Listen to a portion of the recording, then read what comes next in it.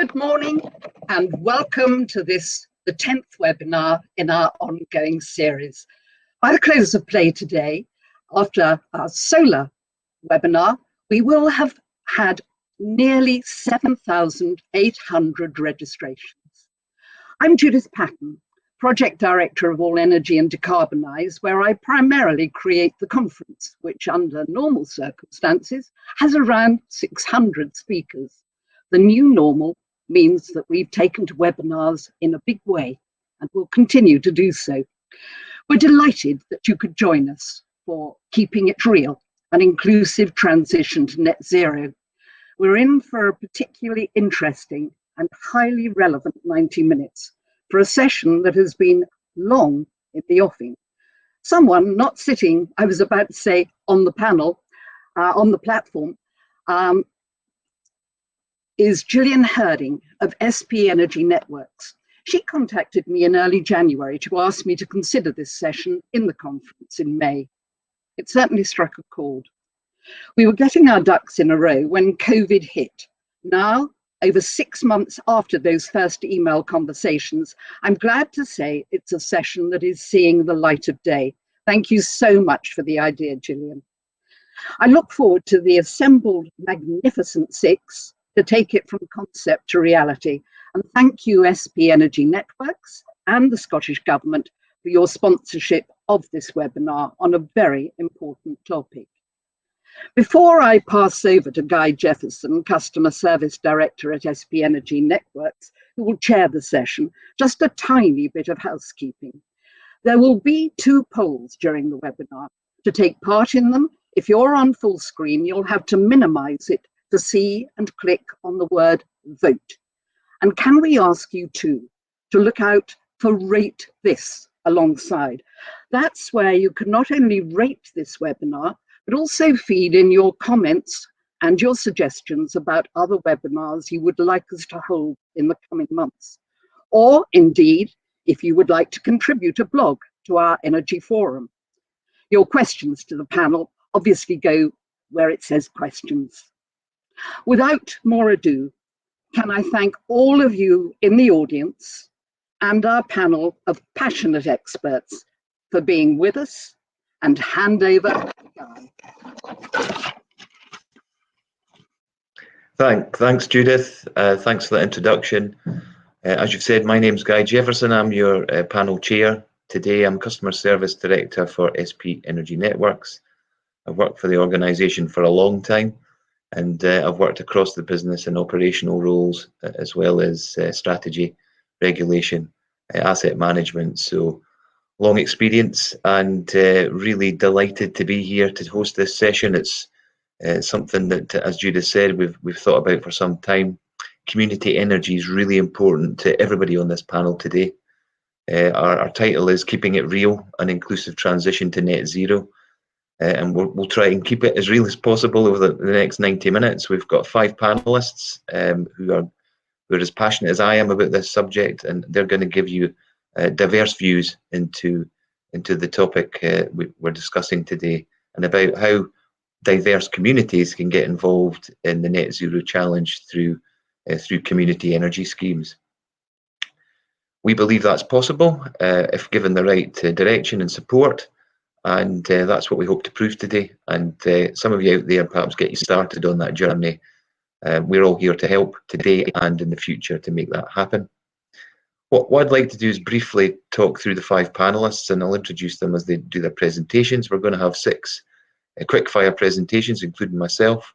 And then at the end, we're going to have a discussion in the panel. I'll host that very briefly, but we'd like to flip over to questions as quickly as possible and spend a bit of time taking your questions. So I'll repeat what Judith said. Please put questions on the thread throughout the presentation so that we can get them to me, and I can make sure I make the best of the time that we have at our disposal. So first up will be Jamie McLeod, who's the team leader for consumer policy and intervention teams from Scottish Government. He'll be talking about policy and strategy of government, of course, and how that feeds into this topic. I'll then present myself on how we, SP Energy Networks, how we facilitate community energy schemes and connect them, and do a whole lot more to try and bring forward great schemes and deliver real value into communities. We've then got Mark Hull, who's the Head of Innovation for Community Energy Scotland. He's going to bring some practicality to the discussion and talk about, from a consumer, a community point of view, the important aspects of schemes. Then we've got Zarina Ahmed from SEMVO Scotland. That's the Council for Ethnic Minority Voluntary Organisations, who's going to talk about making sure that we have the voice of the vulnerable and the marginalised in this debate as well, because what's important about community energy is it needs to be inclusive, and again, we're all really passionate about that. We've then got Peter Dennis, who's a renewable energy specialist from Ecotricity, who again is going to give us some practicalities around demand side response specifically. And then last but certainly not least, we've got Matthew Lipson, who's a business leader in consumer insight services from the Energy Systems Catapult. And he's going to talk about putting consumers at the heart of system design. So again, some practicality there. So a nice mix of theory, practicality, strategy, and hopefully we can bring that all together and give you a great experience over the next 90 minutes.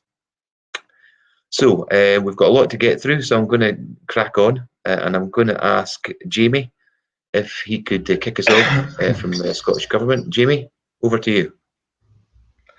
Hi, thank you very much, Guy, and hello, good morning, everybody. I'll be starting from a very high level.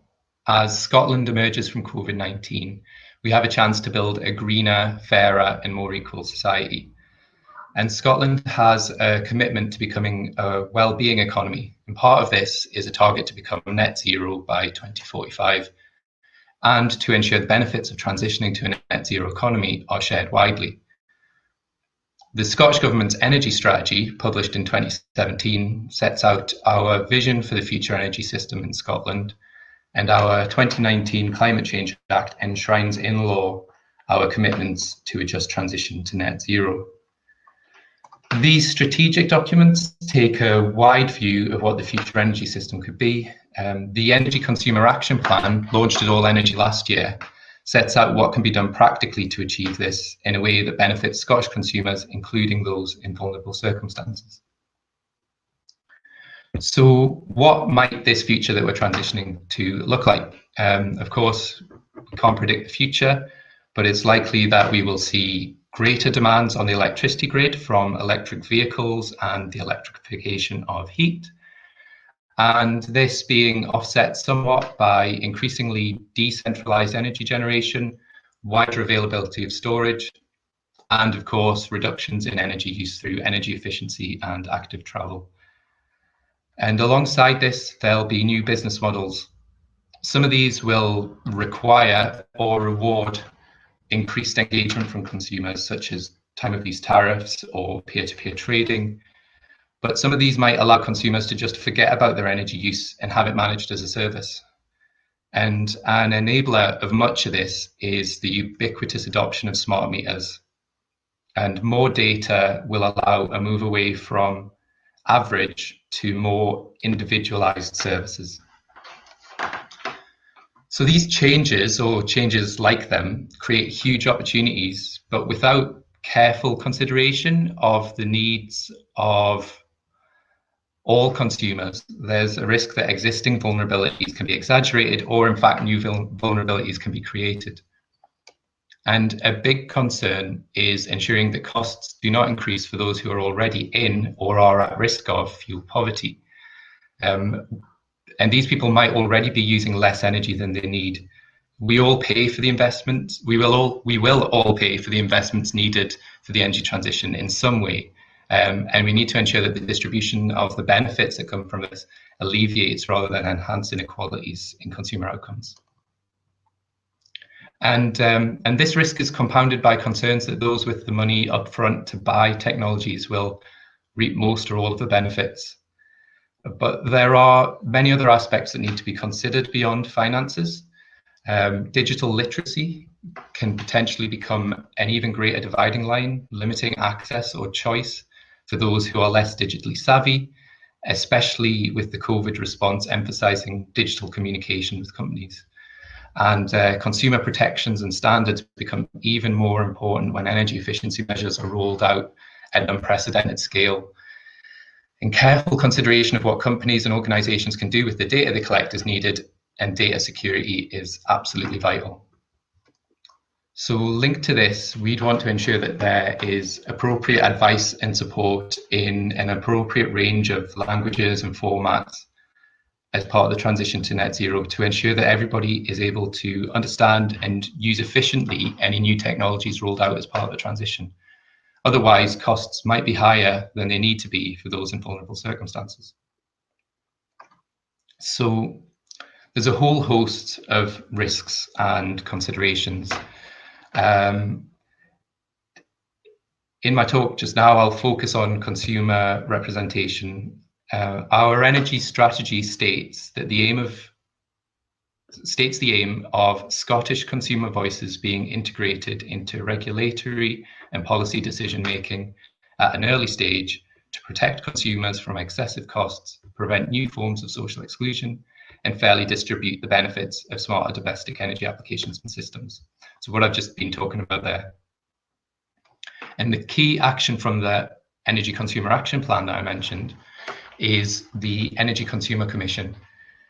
This group will be independent from Scottish Government, but will feed into high-level policy decisions, and it had its inaugural meeting yesterday, and it will have the following objectives: to strengthen the consumer voice within the energy market, including through industry regulator, UK Government, as well as Scottish Government, to bring together a network of grassroots organisations beyond the core group to ensure that the consumer voice is heard from an array of previously underserved geographic and social groups, and also increasing capacity to engage with high-level decision-making amongst those grassroots organisations. And it will also direct consumer advocacy work using a portion of energy levy funding.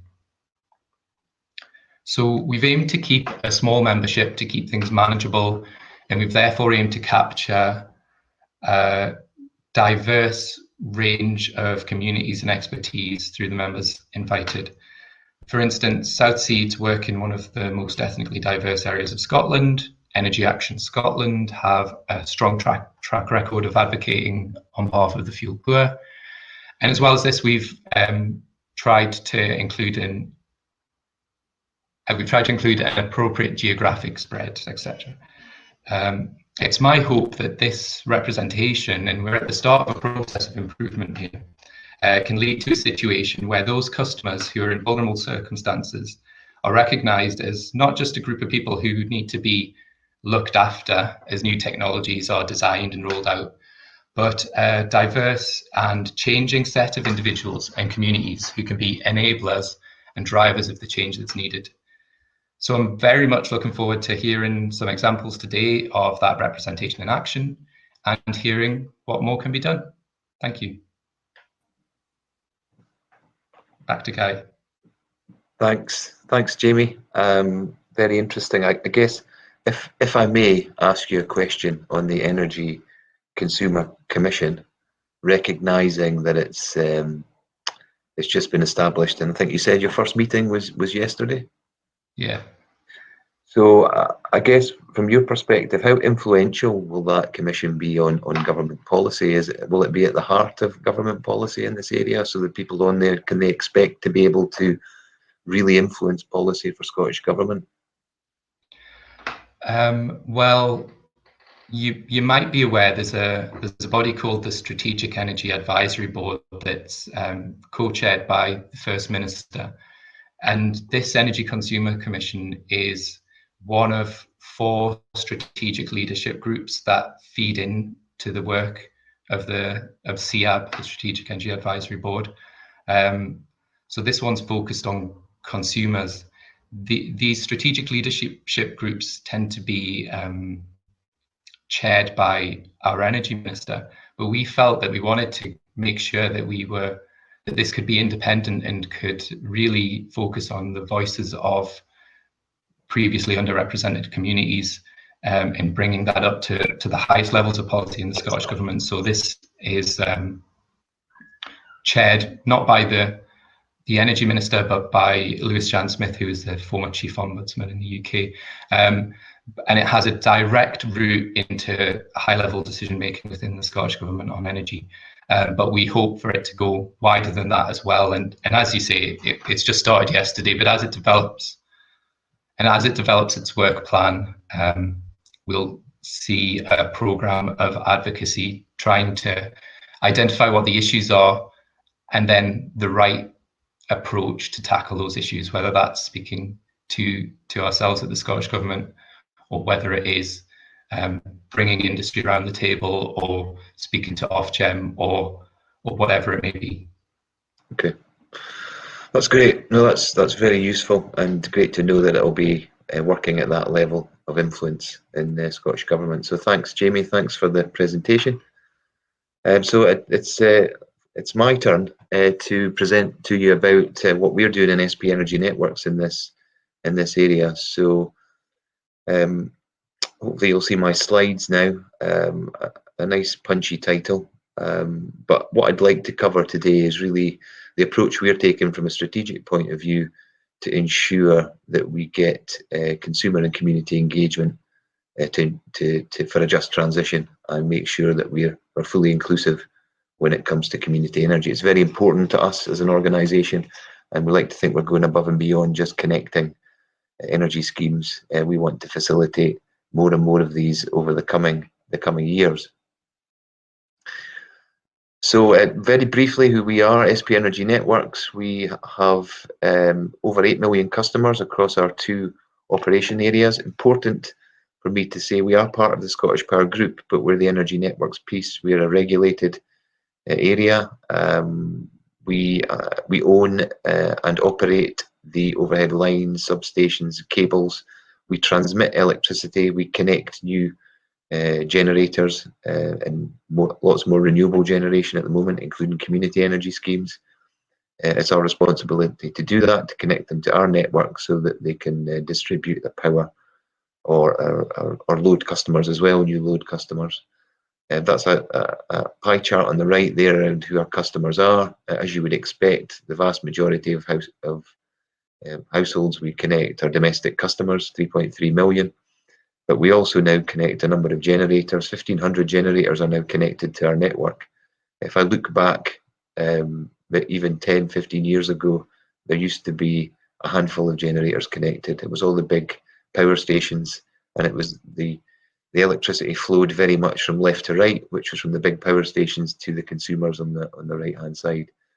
That's changed a lot. We've now over 1,500 generators connected of all shapes and sizes, and our network is a lot more flexible than it used to be and has rigorous demands on it in terms of what it needs to do to make sure that supplies are secure and reliable to all our customers.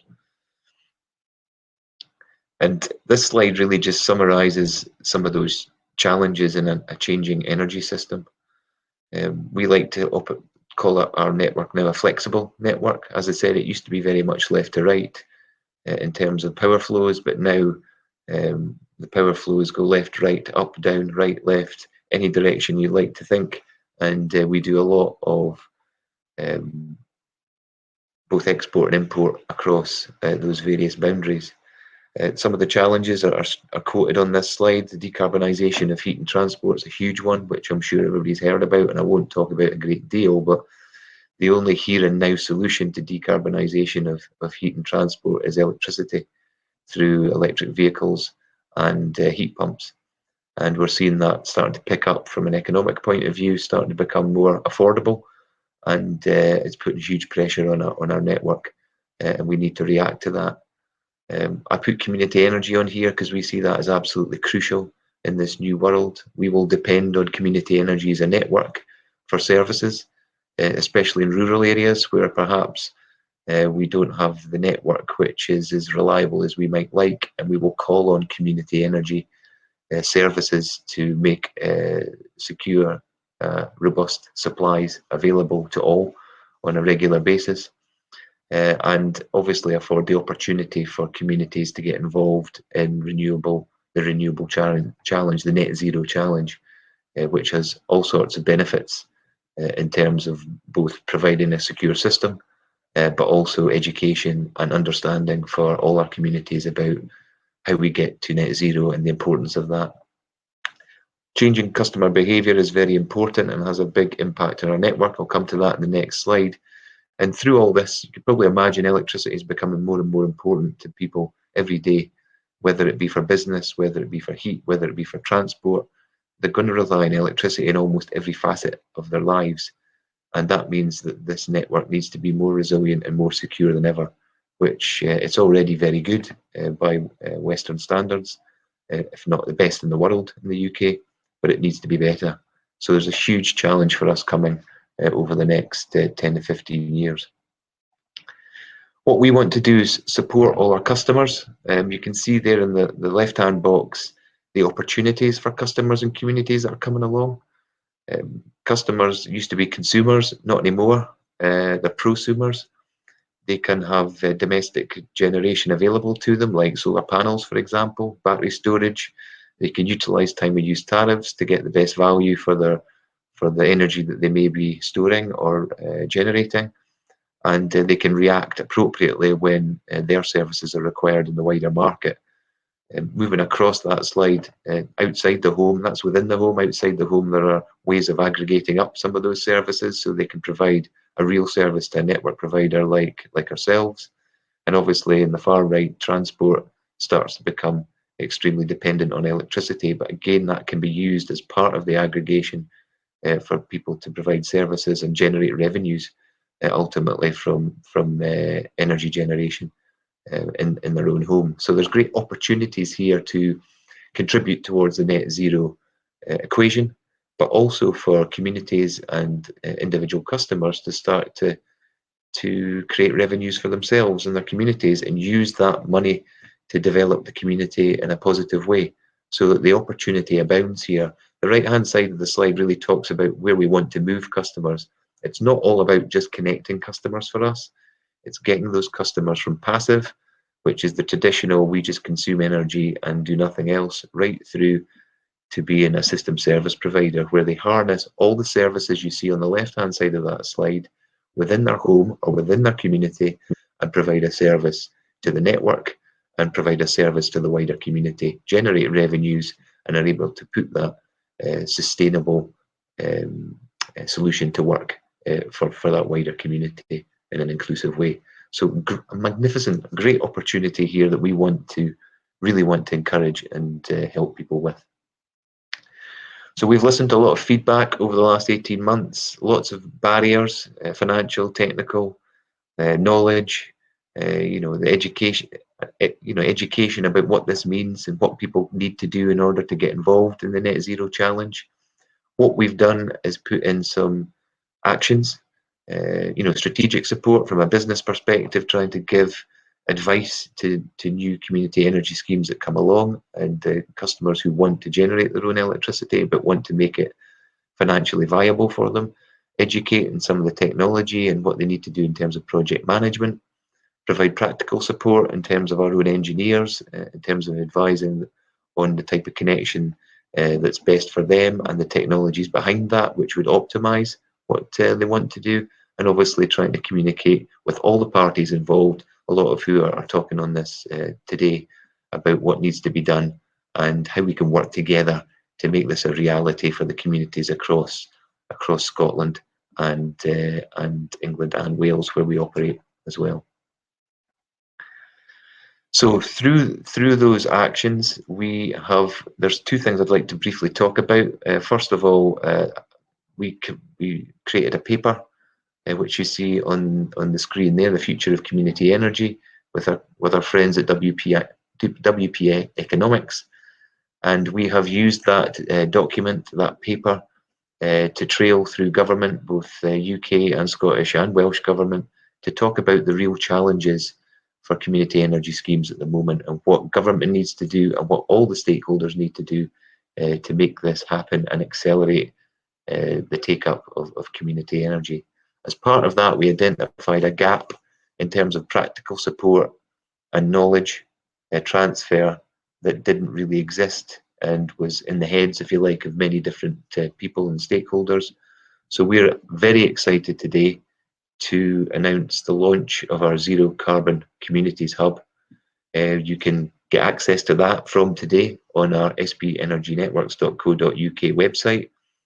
And that is a hub which includes all sorts of information about the context of community energy, what it is, and what you need to do as an individual or a community to create one of these schemes and get involved, and practical support around schemes that are in place from a financial perspective to support your scheme, but also from a technical perspective so that you can start to understand what you need to do and what the opportunities are around community energy. So as I say, that's launched today, it's available now, and we think that's going to bring together a whole load of information which is going to be useful for people who want to get involved in community energy across Scotland, and we're absolutely delighted to be able to make that available.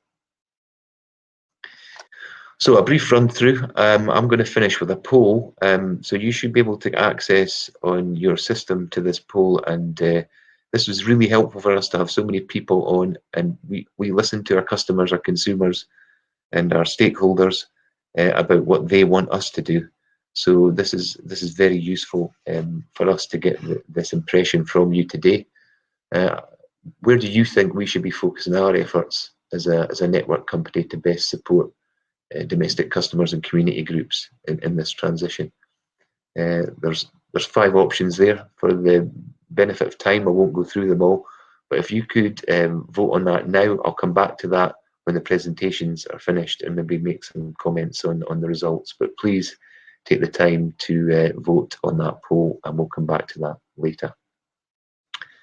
Okay, that's me. Thanks for your time. I'm now going to link over to Mark Hull, who's the Head of Innovation at Community Energy Scotland, who's going to give us some practical insights into community energy schemes and how you can get involved in that aspect.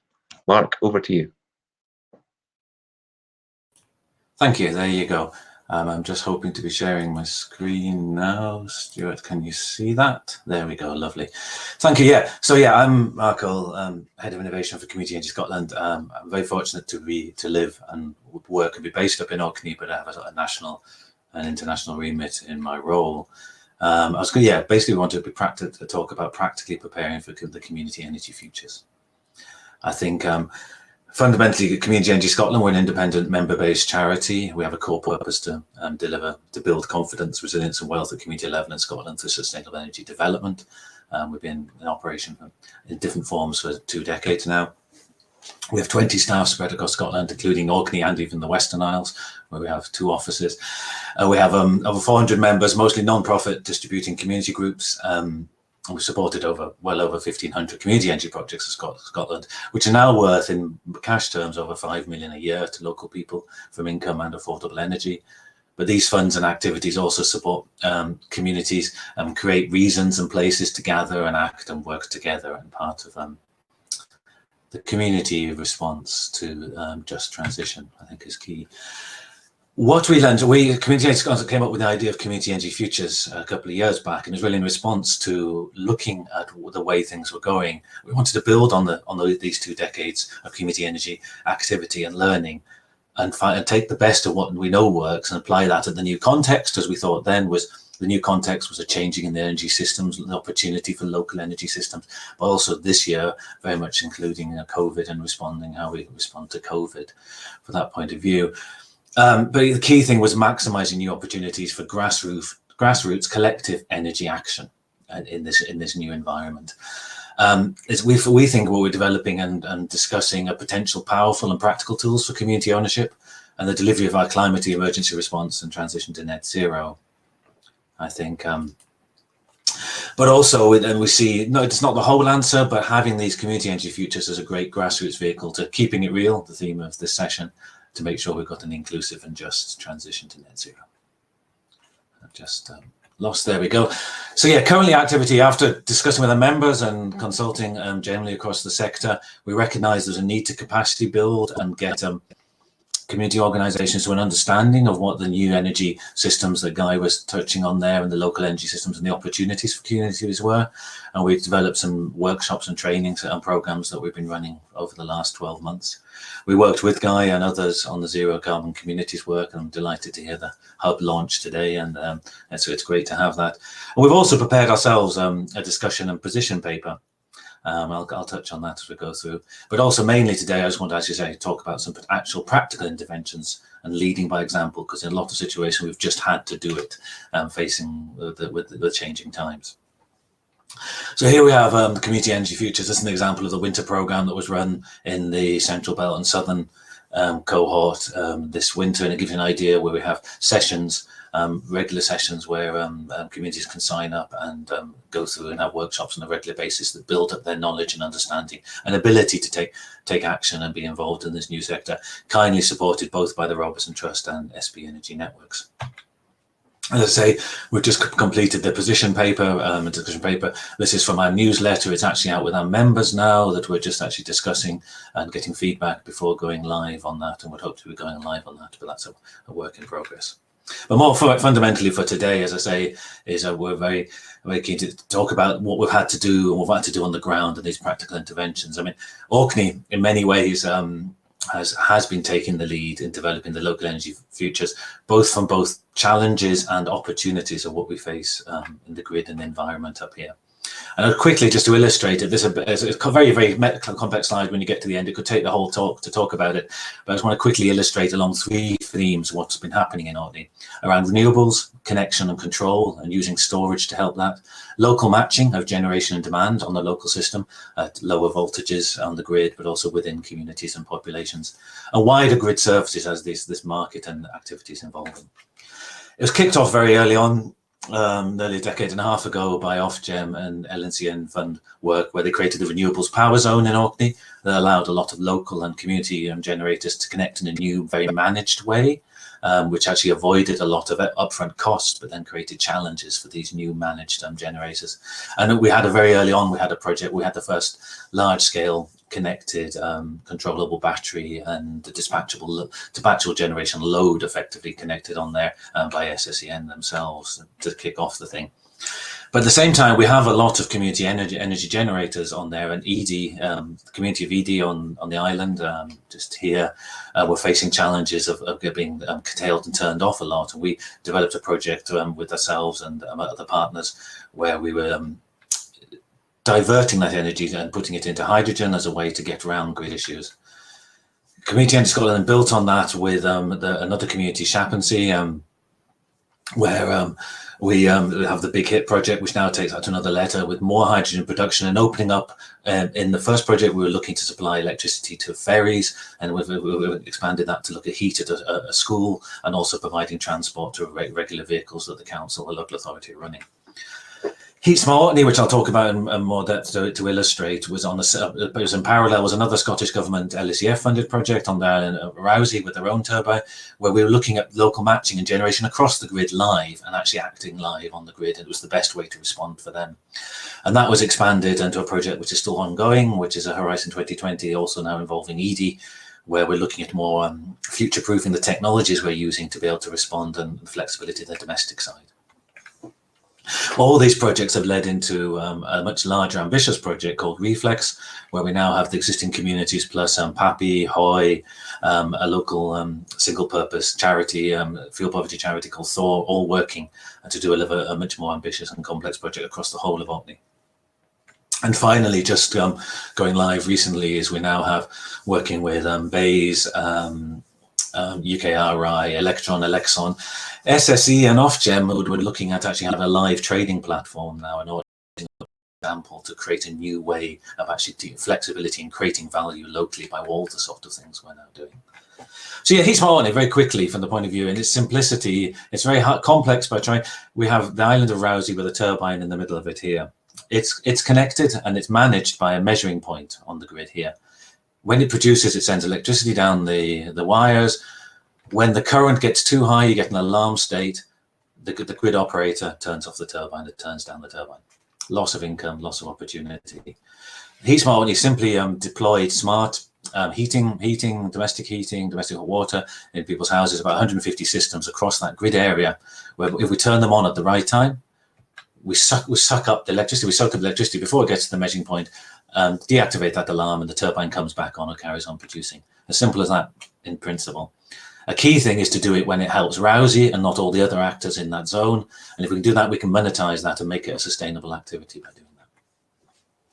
We went live back in March 2018 with the early trials, and it's been developing and working with our technology provider, Kaluza. And here you actually see like a heat map where we're now seeing the availability, the flexibility on the systems. And every green line there is when you have a curtailment event and the turbine's being affected. And these are temperatures going up in water and heat and brick temperature and things, showing it just absorbing that heat. So hopefully it was a really successful project. It's still a work in progress. But its legacies for us is it's one of the first local supply models UK-wide. It works with the existing system. I think that's going to be key, that we do things that actually can move quickly rather than in the right way in the future. But it's community-owned and managed, and a community solution, which we do and we manage, but we also help enterprise and work with enterprise to get it. Not quite self-sustaining, but we're still here. And we hope it's a model for wider changes, and it's become more and more apparent. We were focusing on a local problem, but as the world almost caught up, we're seeing it having so much more. And we've tried all the way, and we do believe this one is inclusive and just. It led to Reflex, as I say, a much larger project, a £30 million UKRI funded project. It's in pre-rollout. Its ambition is to take this as a whole integrated system. We're talking about potentially 10% of Orkney's energy system being involved with this, and it's aggregating control across power, transport and heat across all the three sectors, and offering flexibility as a service, and not just increasing generation, providing affordable services like arbitrage, wholesale balancing, and grid services. An example of the scale of it, we've got domestic batteries and commercial to equivalent about 1,000 domestic batteries. We're looking to do similar amounts on heating systems and domestic heatings, up to equivalent of 600 EVs, but some of that is in different new models, and also use whole islands as demonstrators. We can have integrated transport and energy systems and demonstrators as part of that project. So it's all very techy, but what we're really have been keen to do, and especially Community on this, Community in Scotland, is saying, what we're doing, is it inclusive, equitable and just? I would say we're trying. It's a large scale thing. We're dealing mostly with private enterprise. I didn't go through all the partners, which I should have done, but they're mostly from the private sector, but local, the local authority and ourselves.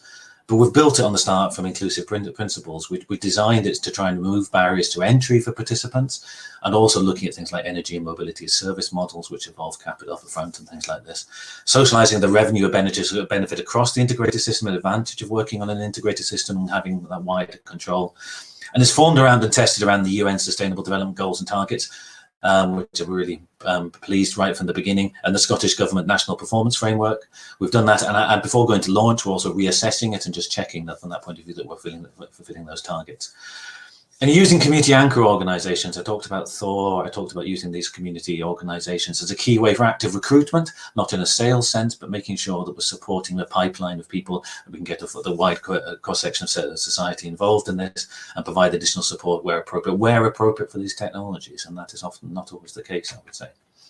So very quickly, because we're reasonably short on time, a long time ago, my colleague just very recently reminded me of this image, which I always remember from a long time ago. It was very pertinent, very clearly showing the difference between equality and equity. And I always just thought it was a really simple thing and a very nice illustration. But the thing I liked most about it was quite shortly after that, someone put it up on the web, and beside that, they put on a blank one, just a blank one, and said, put your own ones. And it's led to hundreds of different variations. Well, quite a lot. But the two that really take the whole message for today was, yes, you can solve the symptoms and create equity, but if you actually do something to fix the system, you get justice and liberation. In this one, physically removing the barrier to the spectators so that everyone can see. And my final message was someone that then went in and said, but then you go to inclusion. If you really want to solve the problem, get rid of the barriers and get the people so they're no longer spectators, but they're involved and acting within the game. Thank you. That's me, Guy. Thanks, Mark. That was fascinating stuff, and a nice way to finish there. And I always, it's great to see the flexibility of some of these practical solutions. Yeah. You know, you've got a bottleneck on the network, and you look for other ways to use that power with the heat example in this case. And we see that a lot in community energy schemes. If the pipe's not big enough to take the energy away, then thinking on your feet about how you use that energy and make that sustainable. So Absolutely. I'm hopeful there's more and more of these coming through the pipeline. I know Orkney is a great place where you've done a lot of work on these types of schemes, but fascinating stuff. Yeah, I think it was. I mean, we were facing a very specific and local challenge, but we very, very quickly learned things which apply universally. The power, the value you have in just having flexibility in your own heating systems and things like that is at a distribution level is really valuable and worthwhile. And it's going to be necessary, as you say, for the future, for decent balanced systems. Sorry, but yeah. Excellent. I can tell you're very passionate about it, Mark.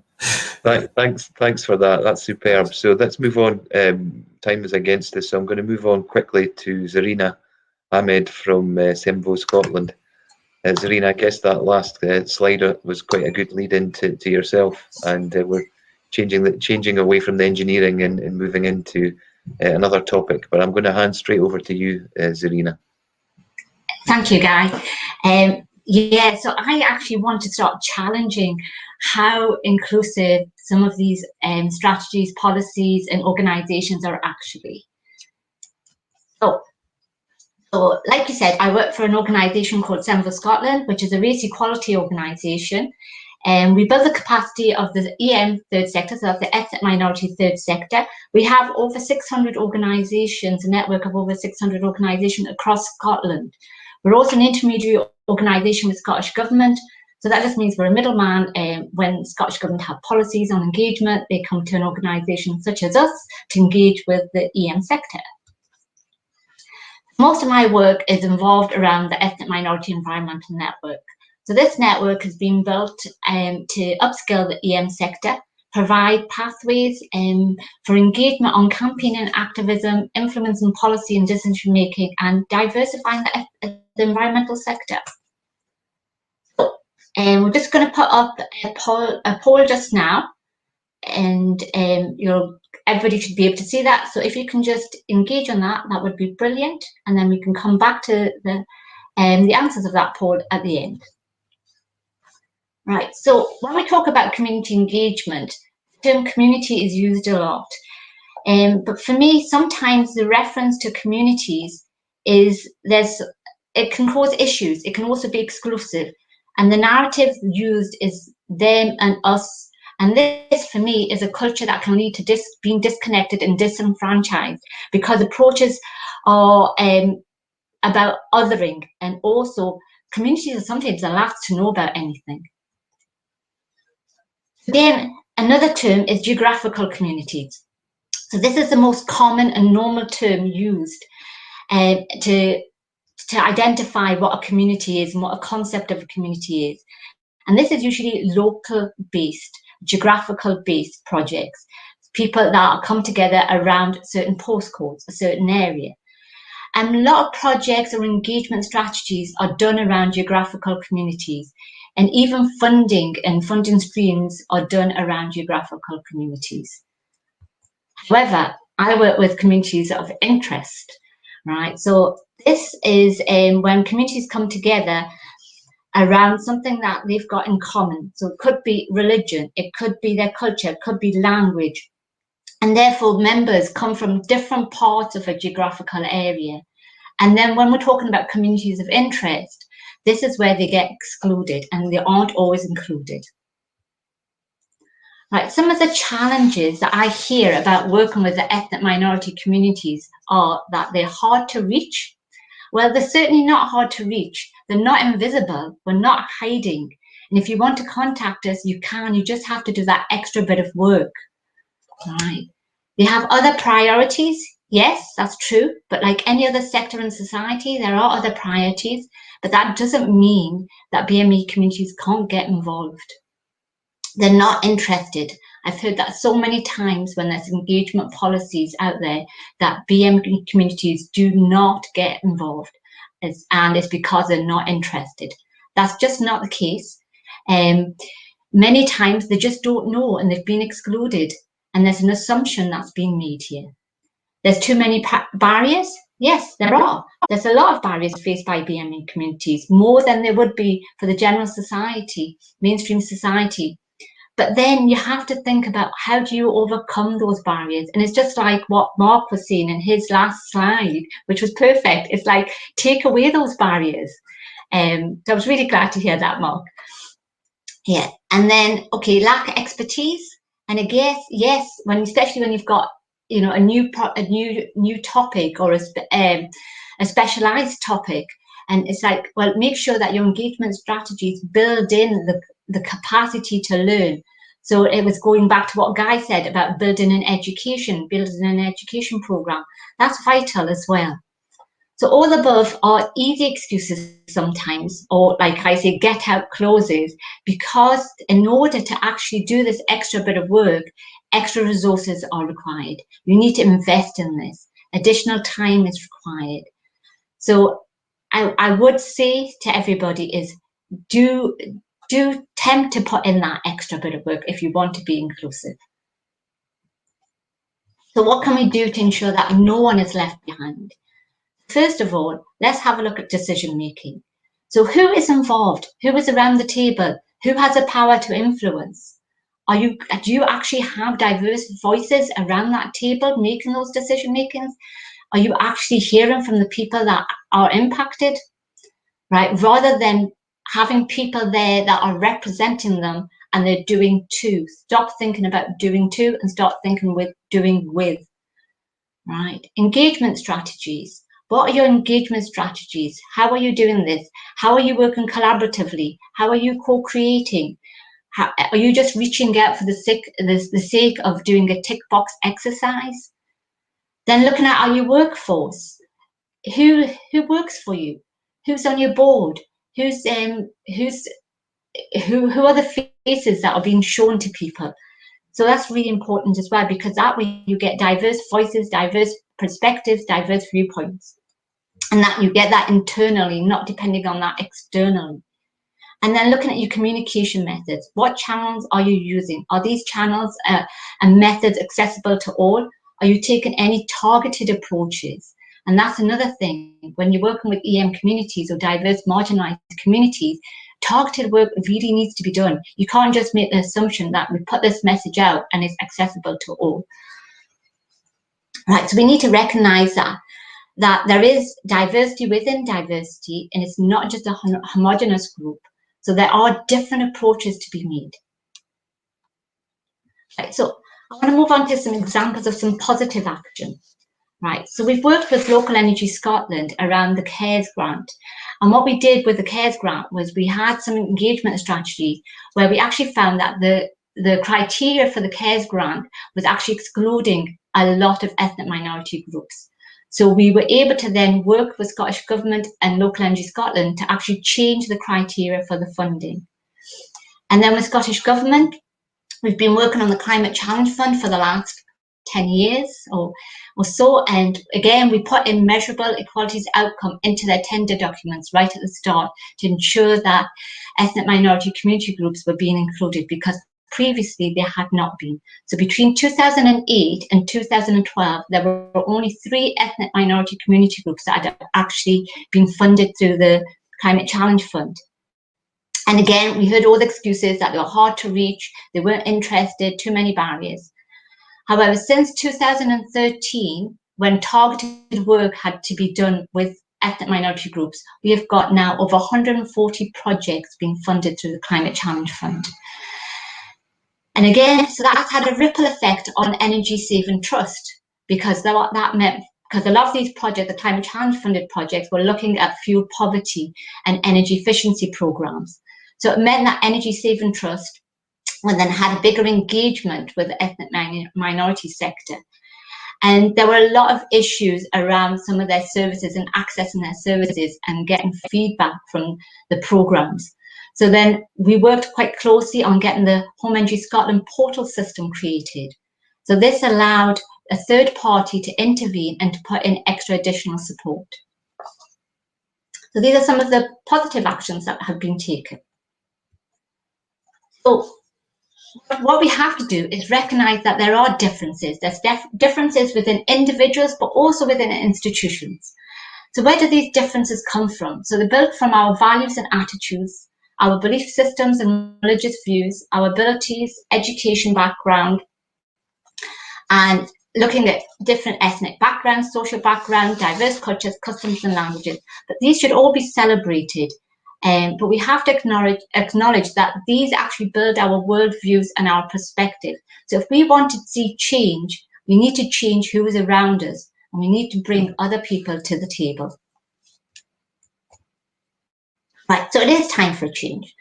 We've seen that COVID-19, the pandemic, has highlighted the stark inequalities in society, especially around BME communities. We've seen the Black Lives Movement, which is a great example of how people are now highlighting all the problems with it being unequal. And then we've got the climate crisis. So all of these are actually showing you who are the marginalized and the vulnerable people. So what I would say to everybody is start doing with and not do to. Time to unite and take some positive action. Okay, thank you. And I'll pass it back to Guy. That's fantastic. Thanks, Irina. They're really interesting. I'd love to ask you some questions, but we're now running behind time, so I'm going to have to leave them until the end.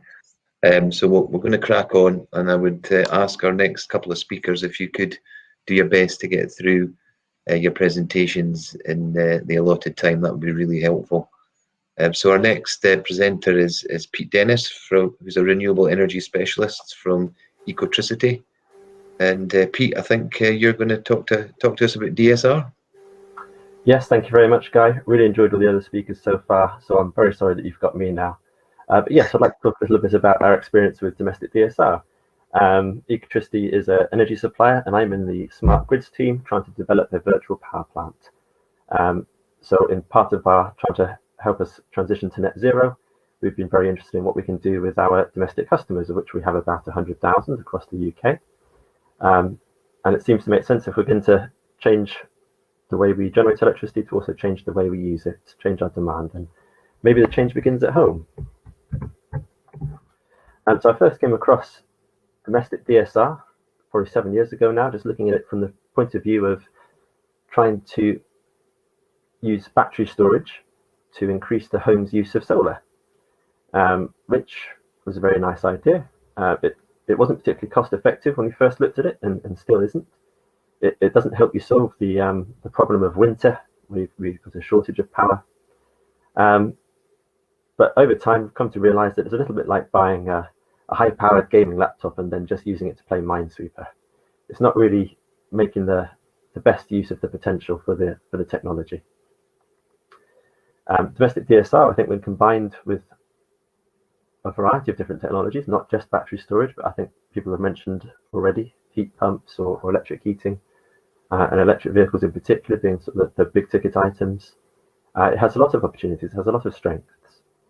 Some of them are just listed down the side there in terms of how fast it acts and its technology, and its the way it's distributed across the network brings many benefits, and can of course help us to make carbon savings. The potential of DSR to be low cost is if you've already installed a lot of these technologies anyway, because you want an electric car anyway, perhaps. It shouldn't be much more, shouldn't require much additional investment to make it ready to participate in a smart grid or virtual power plant.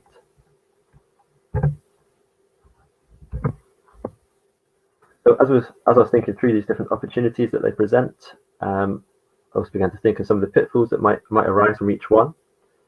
For example, it's great that batteries and EVs can respond so quickly to network needs, so it can provide very fast acting services such as frequency response, or maybe managed voltage or other issues.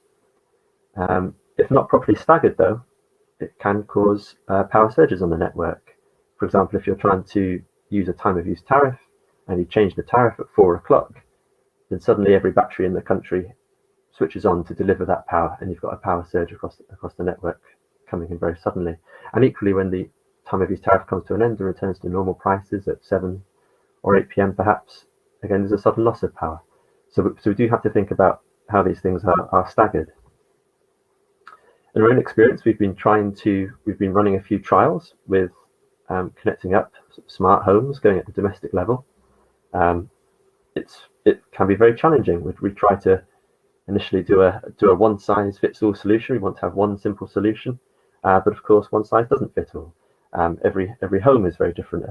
Every individual or family's usage is different and has different needs.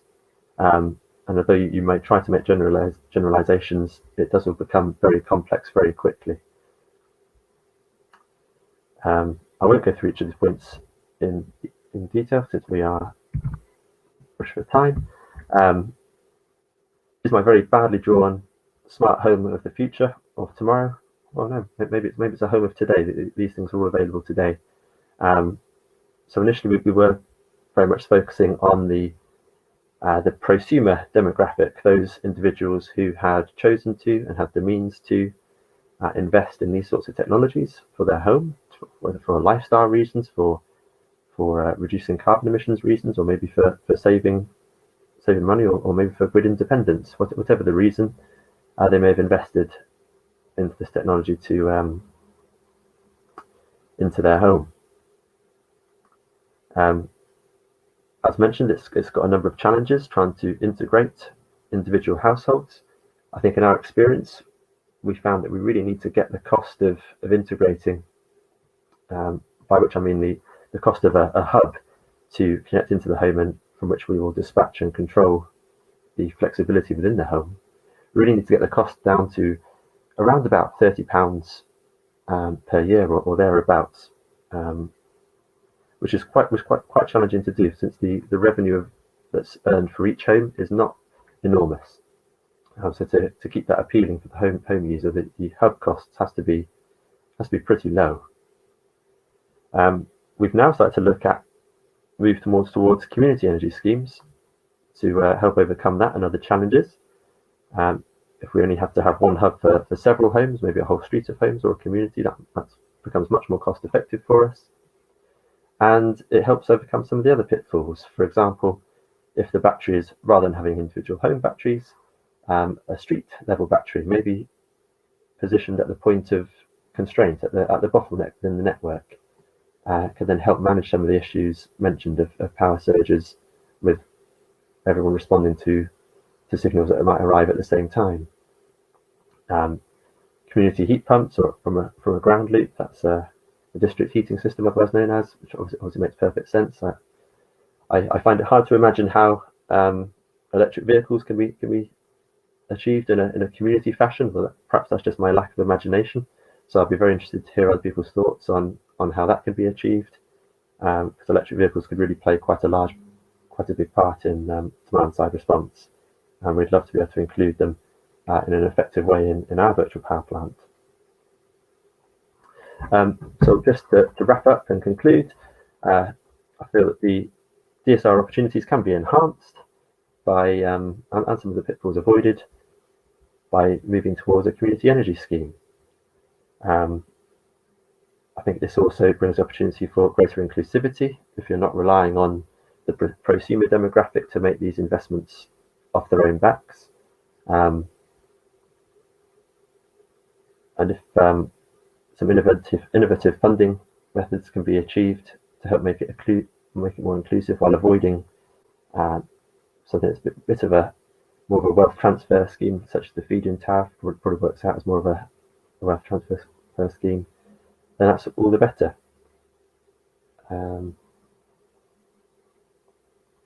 So managing the schemes are very complex, but to maximise the revenue, do join a virtual power plant, such as one provider, Baker Tricity, although other providers are available. That's all from me. Thank you very much. Thanks, Pete, and I'm glad you added that in at the end. We like to be democratic here, so thanks for that. But it's fascinating stuff, and I think you're right. The potential here is massive, and I think I agree with you. Sometimes it's difficult to move some of the theory of the potential into the practical, application of what this can do. I think it's coming, and I think the more of these smaller projects we have that demonstrate the potential, the better. And I've absolutely no doubt in the next 5 or 10 years this is going to get picked up, because I know as a network provider, we need the services that DSR can provide. and we will need that in the future, the way that the industry is moving. So thanks very much, Pete. I'll move on quickly to our last speaker, who's Matthew Lipson, who's business leader in consumer insight services for the Energy Systems Catapult. Matthew, without further ado, I'm going to hand straight over to you. Thanks. Thanks very much, Guy, and good morning, everybody. I'd like you to imagine a time after lockdown, if you can. You meet an old friend for dinner. The food smells great, but bad news, the waiter says at the restaurant you visited. We're really very busy. Is there any chance you could come back maybe around 4 a.m.? We're less busy then. That would be madness. People want to eat dinner at dinner time. Sometimes it feels a little bit like that's what we're planning with energy. We're asking people not to use energy when they want to at peak times, even restaurants. Now, I understand it's a bit different, batteries and smart systems and everything like that, but it's the logic behind the language of things like demand-side response. If we were designing for people, not for the energy system, we might come up with more people-friendly language and attractive offers.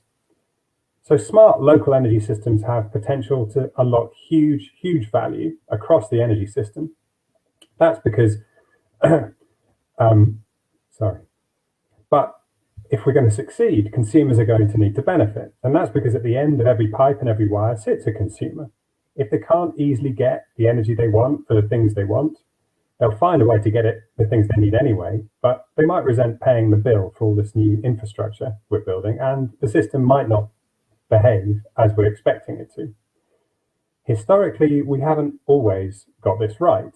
So we introduced storage heaters and Economy 7 to use cheap nuclear power at night, but people struggle to get comfortable and top up their heat with plug-in heaters and open fires, which has increased bills, the amount of electricity consumed, and caused air pollution from particulates. So the Catapult was set up by government to accelerate decarbonisation of the energy sector. I lead a consumer insight team, and we're trying to make sure that energy innovations work for people. We basically do three things. We use research to find out what consumers actually want from energy, design to create experiences people will actually enjoy, and run trials to test products, services, ideas in the real world, refine them, and make sure they work really well in practice. There are loads and loads of different tools, which is why we created a method map to help innovators plan their consumer insight journey. It explains the pros and cons of 18 methods, how to combine them into a bespoke plan for a project, and it gives a sense of the time and the cost of each method, as well as how to organize them into a sensible sequence. A great place to start is some research to find out what people actually need, and then check your offer appeals. We've looked at every aspect of the energy system, heating, transport, net zero, and so on. Today, I wanted to tell you about some research we've done on smart local energy systems. So we asked our Home Truths panel of thousands of consumers what they thought of local energy companies. 40% particularly liked the idea and trusted the idea of local energy. They thought that, that they would enjoy community benefits, greener energy. But 24% said they didn't really like the idea of local. They worried that maybe they'd be inexperienced or unreliable. We also asked about various energy concepts like peer-to-peer trading, DSR, V2G, heat as a service, and if I'm honest, there was a mixed response. There was one thing everybody agreed on though, and that was that they wanted to be sure they'd still get the outcomes they wanted from energy, a warm home, a charged vehicle, before giving up control to a service provider. The next step is to design a product or service for your customers. There's loads of tools. Let me tell you about one. And that's because there's so much talk in the energy sector about making sure the future system benefits flow to everyone. It's actually quite difficult to know how to do that in practice, especially in a smarter new energy system. Innovations have lots of promise, but they also come with some risk. People, for example, often talk about learning by doing and failing fast. And that means things won't always go as expected, especially for things that we've never done before. bad news stories early on could create resistance that prevents us all taking the huge opportunities. To help, we created a smarter consumer protection manual. This is an interactive toolkit with simple exercises to spot problems and prevent them before they occur. We use the guide to help projects try and succeed first time. For example, we've been working with Kenza heat pumps, and they're really focused on consumers. They've got loads of YouTube testimonials from very happy customers, but they're also working at the cutting edge of innovation. They're planning to upgrade social tenants' heating systems to use ground source heat pumps and Octopus Agile's time of use tariff. So we use the guide to explore issues customers could have from their radical new solution. And we found some risks come from this new heating system working in completely new ways. Consumers might find a heat pump heating their home in the middle of the day and find that a bit odd if they were used to keeping their heating off in the day to save money. The heat pump would have been trying to use electricity when it was cheap to warm up the home for later that evening when the weather was cold but the price was high of electricity. If consumers were worried that this would increase their bill, they might turn their heating off to try and save money and manage their spending. This could leave them cold later that night and use electricity when prices were higher. So Kenza realized they could manage this risk by clearly explaining the heat pump was using cheap electricity in the middle of the day and also helping their customers see the saving. So a simple consumer protection guide even helped this really very customer-focused business in just one day. As soon as you have a prototype, the next step is to test it with your customers. The earlier you do this, the cheaper it will be to fix any problems, so it's good to start as soon as you can. Last winter, we ran a trial with vulnerable consumers who were at risk of fuel poverty. We gave them smart controls, then ran research to see if the controls helped them to use their heating. They wanted to use heat to get comfortable, obviously, but also loads of other ways to care for other people, to protect their home. They really enjoyed using the smart controls, but they used them in completely different ways. We experimented with giving them information about what it cost them to heat their home in different ways, and they thought it would be really hugely valuable to be able to control how much they were spending. So this time, it was actually quite a small trial, showed us how to improve vulnerable consumers' lives, cut carbon, and manage peak demand at the same time. We've been working with energy innovators for some years, and we've learned absolutely loads about how to design and deliver energy propositions consumers love. So we've created a knowledge hub called People Lab to share what we found. Ultimately, the aim is to use this approach to support innovative, smart local energy system projects to make them more investable, scalable, and replicable across the UK energy system. Because next time we go out for dinner, we don't want to be told to come back at 4 a.m. Thanks very much. Really looking forward to the panel discussion. That's fantastic, Matthew. Very interesting, and there's some great materials there, I think, that we could put on our hub. If you're interested in contributing them, that would be fantastic. Yeah, absolutely, yeah. I've added value already today, so that's fantastic. Okay, so thanks very much, Matthew. Thanks to all the presenters. Really fascinating stuff, some different angles there, and hopefully everyone can appreciate the different issues that were discussed and what we're doing to try and resolve some of these problems and some of the challenges we have, but obviously some of the solutions that are out there and being piloted at the moment. So we're going to move on now to questions. Questions are starting to come through, and I'm delighted to say there are literally dozens. So we're not going to be able to answer them all. But while I start to look through them, I think maybe just throwing over to the panel a question. This is all about engagement of consumers and all consumers in an inclusive way.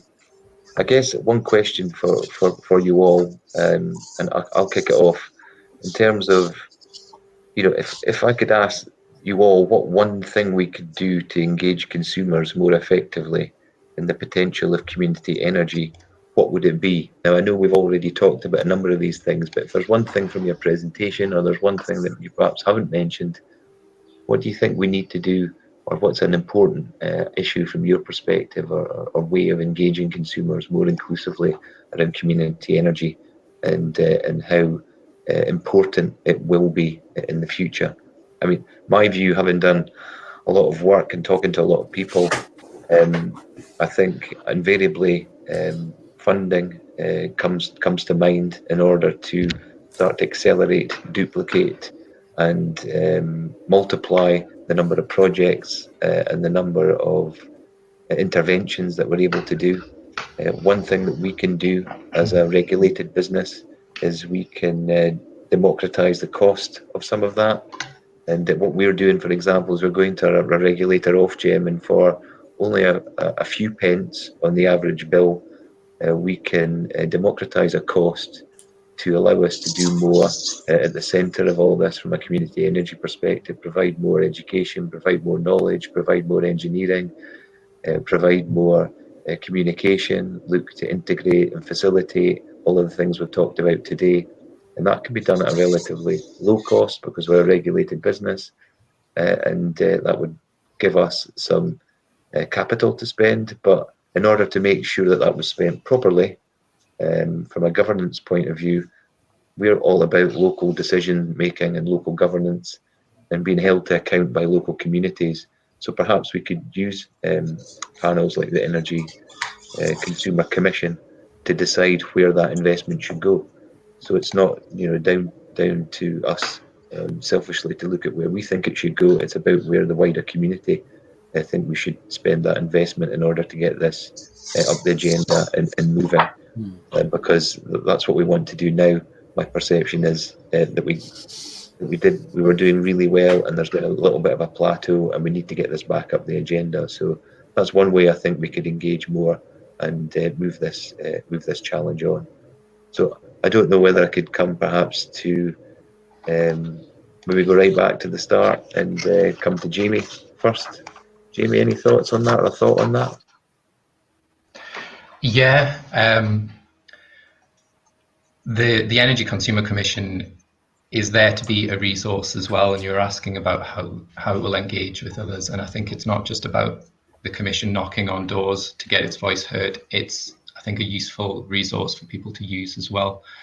In terms of what we need to do to ensure the transition works for consumers, I think Matthew touched on this, and getting it right, and if not, quickly putting things right if things go wrong is really important, because for those in vulnerable circumstances, the impacts of something going wrong with their heating and energy systems can be much worse. And unfortunately, there are a few bad examples in the past across energy efficiency and energy that have eroded trust from consumers, and we need to rebuild that trust. Okay, thanks, Jamie. Mark, have you got a view on that? What we need? Yeah, I find that I have to separate it out to answer the question. I think there's a big difference between the end user, the consumer, and community energy. I think there always has been, but especially in the world we live now. I think to get the value, when I was talking about for end users to get the values, is keep it simple, minimize disruption to what they would need to do and what they absolutely have to do. And as Jamie's saying, keep it safe. I think that's absolutely essential. But I think if we are going to do what we're doing, the more ambitious things. I mean, previously community energy, we were able to do it was recognizing the value of the decarbonisation and the social value of what we're doing with these locally owned and locally managed projects. But I think to do that also is and a lot of the work that you're doing as well, guys, is enabling those anchor organizations, which are the intermediary. They don't have to be community organizations. The world is going to need local actors to make this work as well, and making sure they're in place. So it's having those agents, the agency there to be able to do the difficult stuff, so that the consumers are actually protected and get the value. And if they're local actors and the value comes back into a community, that's all the more. It's a win-win then. Okay, thanks. Perhaps Matthew, I could come to you just for a little a slant on this. But I've had a question through from Neil Barnes of Warmworks. Thanks, Neil. It's a bit of a mouthful, so bear with me. The IPCC and Greta Thunberg recently concluded we might have as little as 7.5 years to avoid 1.5 degrees warming. So the question is, how will Scottish Government, SPEN and the key partners help local communities and vulnerable householders to decarbonise rapidly? And how will we engage more of our younger generation? So it's back to that same point about engaging people, but do you think there's anything particular we could do to engage our younger generation more effectively? So interesting. Great question. I mean, it's fascinating. I think the young people are already very engaged. My kids, it was 20 minutes into the hairdryer of a kind of telling off I was receiving from them for not doing enough to protect the planet that I've ruined, before I was able to get a word in edgeway to say, do you know what I actually do at work? I actually work on this problem. I think they're very, very interested in taking part and doing things. In terms of what can we do to engage people, I think people are up for it generally. 3/4 of people in our most recent survey said that they believed, climate change was a global emergency and that something needed to be done. So I don't think it's that hard. I think people are really up for it. I think what we need to do is spend a bit more time understanding what they actually need from energy and enabling people to get those things easily for a predictable price without using carbon. So it's more about co-design with people and then testing, a very small scale to see if things are working and then gradually growing it. That's one thing. The other thing is to empower the change makers. So I think there are a smaller group who are particularly enthusiastic and have more energy, time, enthusiasm, perhaps expertise, but they face barriers. So one of the things we've done at the Catapult is set up a working group for people who are working with communities, with end users, trying to solve this problem, to share problems, but also share solutions and hear from each other and bring experts in from outside. So I think that's one thing we're doing on a practical level. And if people want to get involved with that, we've already got 50 organisations taking part, but we'd be delighted to extend that invite out to others. So just get in touch. Thanks, Matthew. That's really interesting, and I agree. I think maybe I could come to Zarina now and talked very passionately about inclusivity, and I think we've all got a journey to travel there. And I'll put my hand up and admit that we don't do enough, and we need to do more. And I thought some of your examples were great in terms of how we can take that on. There is a specific question in here which I'll pose to you. It's are vulnerable communities and minorities recognised and included in the design of new smart local energy systems?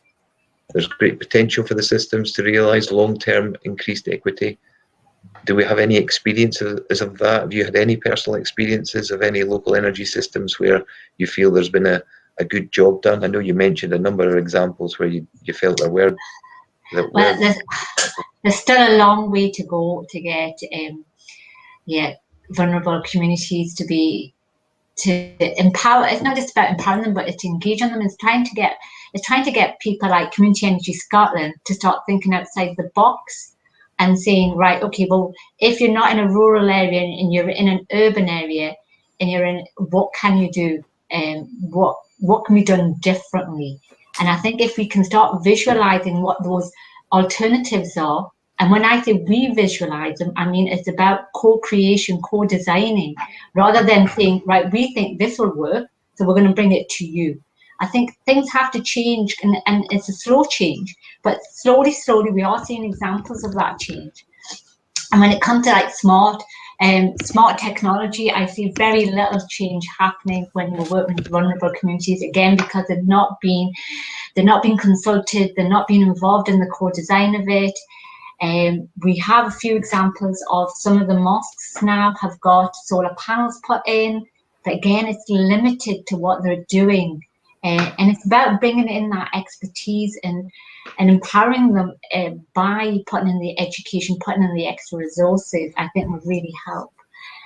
I still think we've got a long way to go. And can I just answer like the first question that you asked? Is that all right? Of course, yeah, absolutely. And I just think that I am really passionate about investing in targeted outreach work, right? Just because I've seen that it does work and it makes a difference. And it's going beyond just going out to one EM group. So not just having one one group that represents a diverse community, because there's diversity within diversity, right? We're not a homogeneous group, so it's like you really need to do that outreach work. Okay, thanks, Irina. So I think there was a bit of a challenge in there for you, Mark. I sense that there. I'll give you a moment. I'll give you a moment to think about that, and I'll put my hand up and say there's a challenge to us all there, and SP Energy Networks have that challenge as well. So we do have stakeholder panels, and I don't believe we're properly represented on those stakeholder panels by someone like you, Irina. So I think you might find an invitation winding its way to you from us to get involved in our stakeholder panels if you can afford the time, because we need to do more of that. I have a network of people, so it doesn't have to be me. I can pass on other people to you. Okay, well, that's great, and I think that's something that we need to do more of, so absolutely mean that, and we'll get that invitation out, and you're welcome to come along, but if you think you've got good other good people who can come and give us their views and represent that community, that'd be great. But now, Mark, I've given you enough time to think about that. It's okay. No, I mean, getting to any disadvantaged area, rural or urban, is always hard, and disadvantaged group. I only had 8 minutes, Serena. I mean, we worked, Tower Power was a very good example. We're working with Commerce in Edinburgh from that point of view, Dumby Dykes, and looking at a different model, a different approach.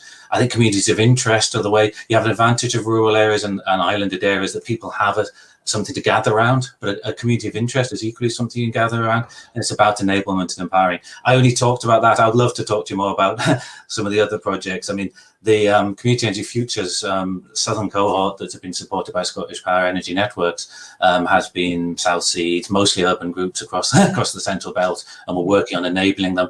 And you can enable people. Yeah, I mean, you have a situation. Yeah, completely. Dumby Dykes. The most powerful thing that someone in Dumby Dykes do would self-disconnect. That's their level of control and agency for their energy system, is just self-disconnecting. And you've got to, I mean, you can, if people know that they can get value out of it, if they interact and come together and self-organize, it can be achieved. Yeah, so I mean, there's lots of examples, but they weren't in this presentation. Yeah. Okay, thanks, Mark. Yeah, and I think you're absolutely right, Mark. I know, having worked with your organisation, you do a lot in that area, and I appreciate. I would have given you more minutes if I could have possibly given you more minutes, but we ran out of time. So, Pete, I've got a question for you here from unnamed source, but we're working on a BEIS-funded domestic DSR trial focused on a local neighbourhood. Agree that a community approach can overcome pitfalls and maximise benefits. You mentioned about the large diversity and the quantity of flexibility available in different homes. We're doing primary research into this ourselves, but have you done any work in this area, or are you aware of any that has been done? We're also working on a BEIS-funded domestic DSR trial. I'm guessing it's not the same one, but yes, we're looking at trying to integrate different flexibility devices around the home into one system that will be controlled from an app. It requires some significant integration effort for each item at the moment, as you know, not all suppliers have standardized their equipment for DSR, and why would they? It's quite a different area. If you're making a heating system, you might not be that familiar with the DSR benefits of the electricity market. So it is quite a challenge, but one by one we are integrating things into the system. I was struck by something that Matthew said earlier. It's something important to consider is about customer outcomes and what the customers really want from this. I'm an energy engineer, and I like to make a box I know will solve the problem and then put the customers into the box. But really that might not be delivering the outcomes they desire. So that's something I'm guilty of, and I need to probably understand that better. That's something I'm going to take away from today. Okay, thanks, Pete. There's quite a few questions in here for me, so I suppose I better answer one or two, to be fair. So there's a question coming along around how SP Energy Networks, how we, I guess, how are we going to make revenues available to make some of these community schemes more sustainable and what's in the future as far as that's concerned. Just to briefly mention that we are doing a couple of pilots at the moment. There's one in Fife where we are creating or going out to market for flexibility. So we are actually paying people, generators or people who can manage their load effectively, to which means we do not have to reinforce using the traditional methods like copper, throwing cable in the ground, or more transformers. We can manage load or generation effectively to provide the service that we need at certain points during the day or week. So we've gone out to auction. There's a platform called Picklo where we ask for flexibility services, and people can bid into that for pounds per kilowatt or megawatt, and that we have actually contracted with a couple of providers now. It's very much in its infancy, but it does show that there is going to be a market out there starting to be developed, and some of the guys have talked about it already today in terms of some of the pilots that they've been doing. But there will be a market out there for people to provide those flexibility services, and those are being contracted now. So we see that as one of the facilitators to making community energy more sustainable for the communities that get involved. And again, if you go on the Picklo website, then you can see some of those options as they come up. So did I give everybody an opportunity to talk about what they see as an important single thing that to get the engagement of Pete? I'm going to come back to you because I don't think I think I missed you out on that in that regard. Do you think there's any one thing from your perspective that would engage consumers generally more in community energy schemes and the importance and getting more involved? The answer I wrote down for that was to focus on customer outcomes and how to deliver what they wanted. That'd be a good thing for us to understand a bit better and to investigate further. One thing I overheard people being concerned about the price of their heating and things like that.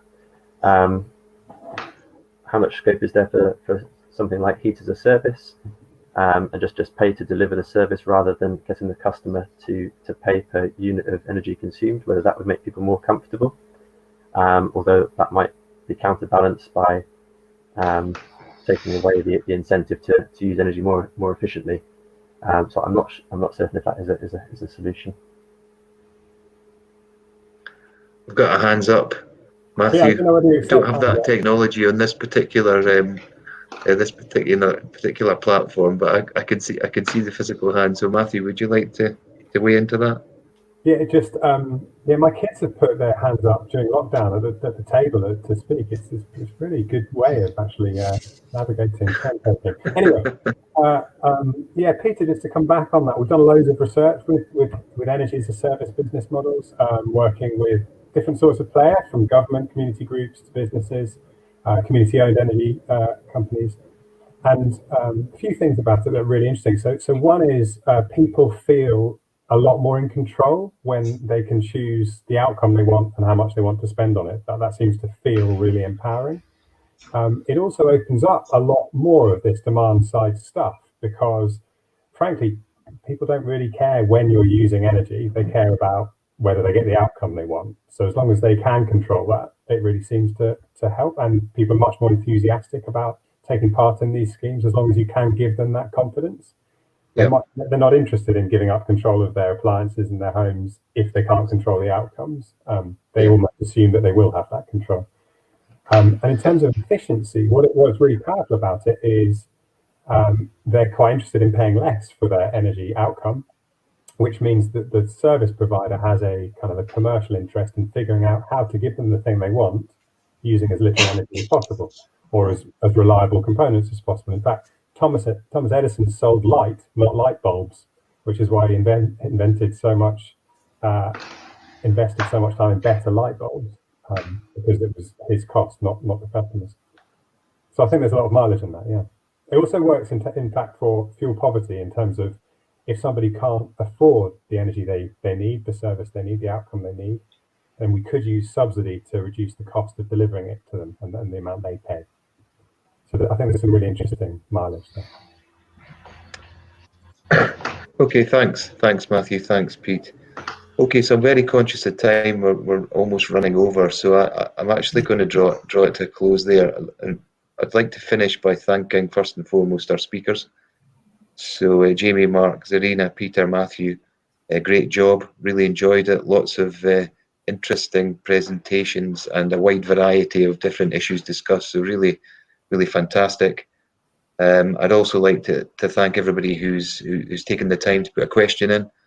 I'd like to take all these away and answer them, but unfortunately I don't have emails for who's actually asked them, so that would be a little bit pointless. But there may be, I don't know, an option on the forum. Judith's away. I'll speak to her afterwards whether we could put up some of the answers to the questions that have been put forward, because I'm always wary that I'd like to give answers to people who've taken the time to ask a question. But really, thanks very much for your contributions, and thanks for listening. Hopefully it's been worthwhile for you. I'll just give one last plug to our hub, spenergynetworks.co.uk. It's a great place to start. There's lots of questions in here about how communities get involved who are not involved at the moment. There's great insight on that hub in terms of how you can get involved and contact details for organisations like Community Energy Scotland, for example. We'll make sure that's all in there, and you should feel free to contact those organisations. They'd be delighted to share their passion with you, as you've seen today, and make sure that we get this up the agenda and we make community energy happen over the next couple of years. So thanks everyone for your time. Really enjoyed it, and hopefully see you all again soon. Thank you. Thank you. Thanks, Guy. Thanks, everybody.